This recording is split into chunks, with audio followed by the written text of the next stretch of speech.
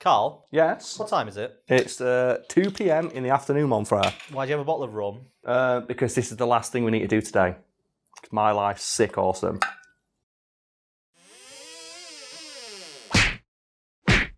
Hulk Hogan is a pretty larger-than-life character, as evidenced by the fact he spent the last 4 decades decked in a yellow bandana just leg-dropping people from the upper stratosphere. Weirdly though, Hogan, or at least Terry Bollea, the man who plays him, is so committed to maintaining this facade, he has once argued in open court that the character he plays has a bigger penis than he does. So Hulk Hogan's real name obviously isn't Hulk Hogan, it's what you just said. It's Terry Bollea, yes. Why does he not wrestle under Terry Bollea? Because Hulk Hogan sounds way cooler than Terry Bollea, and there's almost no wrestler in the world that wrestles under their real name. One of the few that I know is John Cena, whose actual real name is John Cena, and he often jokes about that fact when people ask him, so you wrestle as John Cena, and what's your name? It's John Cena. Really? Really? If I pick my name, I'll be wrestling under Lance Hammerbush or something like that, which I think is brilliant. Isn't Dwayne "The Rock" Johnson also an example of someone who's kept their name? Dwayne Johnson's his real name, but he wrestled as The Rock, and before that, I think under his father's name, but he wasn't very popular, so he basically turned himself into an ass. The only wrestler I know of who did that was Ultimate Warrior, who legally changed his name to Warrior. So everyone had to call him Warrior in real life. He's one of the few ones I know who's so committed to his gimmick. But the point is, very few wrestlers wrestle under their real name, Hulk Hogan included. Right, so what even is this story? Well, the idea is that Hulk Hogan, or Terry Bollea, has argued in open court that the two distinct personalities he has while being Hulk Hogan and while being Terry Bollea are so different that they count as different people, and therefore things he says as Hulk Hogan shouldn't count when he's Terry Bollea. For example, the size of Hulk Hogan's penis, I'm thinking, is the part that you're getting confused about and want to get into. Yeah, I'm getting to. Get into the meat of the article, shall we? Yeah, it just sounds so weird. It does, and that's why you have to understand that in the world of wrestling, kayfabe, which is basically just the idea of pretending that everything you see is real, is so deeply ingrained in the culture.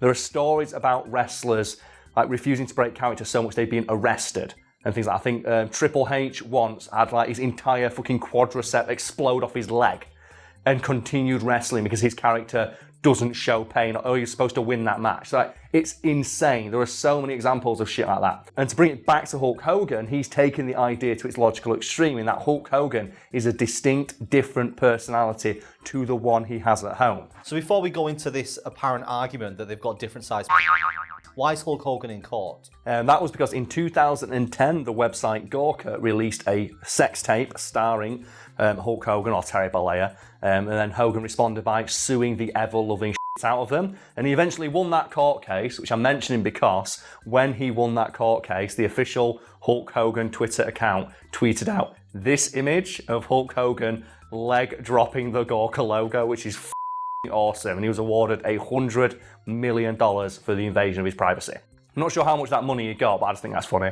Yeah. That he responded you know what, I'm going to tweet out me his leg dropping their logo, get Gawker. So people aren't going to be here to listen to the nitty-gritty of a full court case? No, so let's just simplify it a bit. It's that Terry Bollea sued Gawker because he said that they were invading his privacy by releasing the tape. And they argued that Hulk Hogan, the character he plays, is a public figure, and it's in the public interest, and the argument was, is Terry Bollea a distinct entity to Hulk Hogan, and therefore does he deserve the same level of privacy as an average citizen? Which obviously ended up being decided in Bollea's favour, hence this image. So where does the come into this? That's the question I was waiting for, Brad. Well, the comes in because obviously this is a court case about a sex tape, and as you can imagine, a lot of salacious details were revealed during it, and Gawker, seemingly in an attempt just to embarrass Bollea, Hogan, brought up the fact that in numerous interviews he has bragged about having a 10-inch long and they said that in the tape you can clearly see that you don't have a 10-inch what gives? And Bollea's actual defense was that those statements were made in character as Hulk Hogan. So Hulk Hogan has a 10-inch long according to Terry Bollea, the guy who plays it. I get that he might have a character that's bragging a bit more about the size of his yes. That's a fixed length. Surely a court case. It doesn't matter because obviously he's a fictional character who he plays. He can say whatever the he wants about him. He obviously Hulk Hogan is also Mr. America. Terry Bollea is not Mr. America. Terry Bollea can't get knocked the out 3 times and bring himself back to life via the power of America. Hulk Hogan can, though, 'cause he's a fictional character with nebulously defined super wrestling powers. And what Belair's legal team was arguing is that all brags made in character as Hulk Hogan shouldn't count for Terry Bollea. And what happened was the Gawker lawyer, in seemingly an attempt to embarrass him, said, "Well, Mr. Bollea, do you have a 10-inch?" He says, "No, I don't, but Hulk Hogan does," which is fucking brilliant. Which I love. What an argument! It's like, no, I don't have one, but the character I play does. Well, it's not mine because mine isn't that size. But we were discussing the length of Hulk Hogan's. Hulk Hogan's argument was like, this is no different than me playing a character in a TV show or a movie. It's just that I have to be in character almost all of the time due to the nature of how wrestling works. And obviously that included bragging about having this giant world-destroying. And the best bit is the courts bought it. They said, that's fine. This is fine. Hulk Hogan and Terry Bollea can have different size. They are distinct entities. It doesn't matter. So now the title makes sense. Hulk Hogan has a bigger than Hulk Hogan, the guy who plays Hulk Hogan, which is brilliant.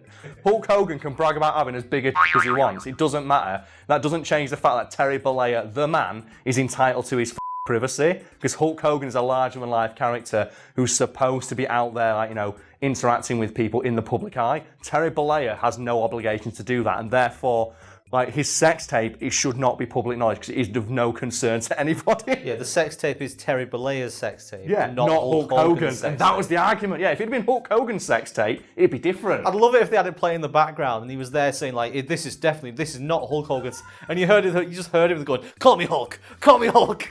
Have you heard as well that for many, many years the WWF had to pay royalties to Marvel? Because they initially billed Hulk Hogan as the Incredible Hulk Hogan, and they eventually dropped that part of his title, but still had to pay Marvel royalties. And the lawyer came out after the fact and said, if they'd just called him Hulk Hogan from the start, there'd have been no issue. But because they billed him originally as the Incredible Hulk Hogan, they had to pay us money. And apparently WWF and Vince McMahon was super salty about that. I mean, Vince McMahon's probably super salty about a lot of things. Oh, yeah. He seems like the salty kind. Oh, yes. But then again, he also commits. Do you know many 60, 70-year-old men who tell their staff to headbutt them on national TV? I think not. Do you know what I respect most, though, about Vince McMahon? What? It's the fucking gorilla walk, the swag walk. Have you seen it? You're going to put a clip in. Of course I've seen it. He walks like that into the... He walks like a video game character, and apparently so many people complained about him doing it. Why would you complain about a walk? Fans said it looks stupid, it's embarrassing, he makes you look like a and he found out and started doing it more. It's like, no, what? Every time walking, and that's why it's so exaggerated now. Just Vince McMahon, just ultimo swag walk. That's got to be one of the pettiest and yet most amazing things I've heard. The fact that you would exaggerate a swag walk just to annoy the few people who were like, that's Yeah, no, it's because it makes him look like a Yeah. But the idea is Mr. McMahon, the character, is an The character himself is probably doing that walk on purpose to, as well. To look people off. Yeah, it's an overly exaggerated confident swagger, even though, Mr. McMahon is a coward who gets other people fights battles. God, wrestling's stupid. You could say whatever you wanted. In and character, do whatever yes. you wanted in character. Could you commit a murder No, in character? there are limits, but like I said, there are examples of wrestlers getting away with certain things by saying they're in character. You can't get away with crimes, but there is a certain leniency afforded to them, due to the nature of their work. I think one was, like I said, there was 2 wrestlers who got arrested, and it's because they refused to say their name because their characters didn't speak. But the idea that a court case can rule that two people are distinct like that, No, it is, yeah, there must be, say you committed a crime as your character. I don't think if it was a crime, this is a civil case. Yeah. This is obviously a right to privacy. This isn't he committed a murder in character as Hulk Hogan, because that would be very different. It's like, well, no, there are limits to what we're expected to believe as a character is supposed to play. What if you were getting a divorce and part of let's say your wife's argument was, you had affairs, and you say, no, I didn't have affairs, my character did. That might work. Yeah. I don't know if anyone's tried that, but we don't know. Obviously, as evidenced by the Hulk Hogan case, you can't argue. It sets such a strange precedent. It sounds weird, but wrestling is its own weird, distinct beast. Because think about how many people would likely get done for assault for the shit they do in the ring. Because it's not technically organised. It's organised as entertainment. Yeah. And there's like there's a weird like legal like grey area about what exactly they are allowed to do to one another and to what level they are held responsible if someone gets injured or killed. And I don't know the full details of it. It's fascinating to me that it resulted in Hulk Hogan arguing in court that the character I play on TV has a bigger than I do. And the courts went, well played, mate, done, $100 million to that guy right now. You know what? Karl Smallwood from Fact Fiend has got a 12-inch. Karl Smallwood, the man, has a 13-inch one. Oh man, we could do that. The guy behind the camera, Brad. Well, Yeah, Brad, he's 9 foot tall. Who gives a I'm 9 foot tall. You know what? You know what? This is the end of the video. Let's just make up lies about our virtual selves. So what lies can we tell about ourselves then? It's like, what can Karl Smallwood of Fact Fiend be different from me? So I want to say, you know what? Karl Smallwood from Fact Fiend is an alcoholic. Yeah. But in real life, I just like booze. Because we get so many comments saying, "Oh, Karl's an alcoholic." Yeah. Yes, I'm not. I just like drinking, which sounds like an alcoholic, but Brad knows I'm not. Brad and Karl on camera, we get along. We talk about us being friends. No, we hate each other. In real life, absolute hatred. Like the second that I press record, Karl walks over and beats me. Yeah, I do. Yeah. Yeah, that's why I'm not allowed on camera because I'm covered in bruises. No, don't start that. Yeah. Karl Smallwood, he's an alcoholic assault man. He throws his glass at me. I've never thrown this guy. It's got Gawker on it. That's why when people are like, "Oh, upload the full uncut one," it's like we can't because every time a take stops, he's like, "You know, you laughed at the wrong part. You interrupted me." As soon as the camera cuts, the vicious beating begins. We have to keep replacing equipment because Karl picks up the camera by the tripod and just hooks me across the room. Oh man, it's like a bit in The Simpsons, isn't it? Like, please vote for my dad, otherwise he'll beat us. It's like, no, I'd never do that. And then he whispers into the mic, like, when we get home, we're going to get such a beating. Oh God, don't start this rumour. You know what you've just started now? New shit we've got to deal with in the comments. Thanks for that. And on Twitter, stop beating your editors. You'll get that joke's really old now. That Yeah. joke, like in about 3 or 4 months' time, when someone sends you another one saying, "Oh, I noticed Brad wasn't laughing as much in this video. Were you beating him?" There's another joke. I'll get you banned on my Twitch. Follow me on Twitch, by the way. I'm real fun.